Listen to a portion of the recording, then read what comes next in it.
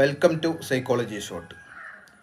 നമ്മളിന്ന് സംസാരിക്കാൻ പോകുന്നത് രണ്ട് രീതിയിലുള്ള മനോവൈകൃതങ്ങളെക്കുറിച്ചാണ്.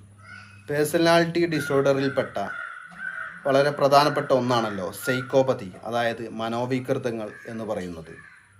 അതിൽ ഒന്നാമത്തത് സിമ്പിൾ സൈക്കോപതി എന്ന് പറയും. നൈമിഷിക സുഖങ്ങൾക്ക് വേണ്ടി ഒന്നും ആലോചിക്കാതെ തൻ്റെ ഇച്ഛാനുസരണം ക്രിമിനൽ പ്രവർത്തനങ്ങൾ ചെയ്യുന്നവരാണ് ഈ ഗണത്തിൽപ്പെടുന്നത്.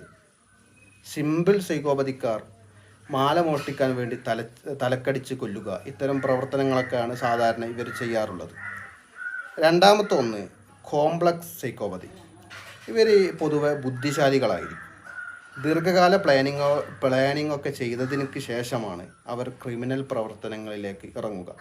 ഉദാഹരണം പറഞ്ഞാൽ വ്യാജ സർട്ടിഫിക്കറ്റ് നിർമ്മിക്കുന്നവർ, കപട രാഷ്ട്രീയക്കാർ, അതുപോലെ തന്നെ രോഗികളെ ലൈംഗികമായി ഉപയോഗിക്കുന്ന ഡോക്ടേഴ്സ്, ഇങ്ങനത്തെവരൊക്കെ ബുദ്ധിശാലികളായ മനോവൈകൃതം ഉള്ളവരാണ്.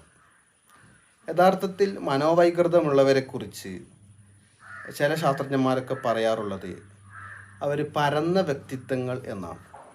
മനുഷ്യന് സാധാരണയായി ഉണ്ടാകുന്ന ഭയം, ഉത്കണ്ഠ ഇത്യാദി വികാരങ്ങളൊന്നും ഇവർക്ക് ഒരിക്കലും തന്നെ ഉണ്ടാവുന്നില്ല എന്നതുകൊണ്ടാണ് ശാസ്ത്രജ്ഞന്മാർ ഇങ്ങനെ പറയാൻ കാരണം.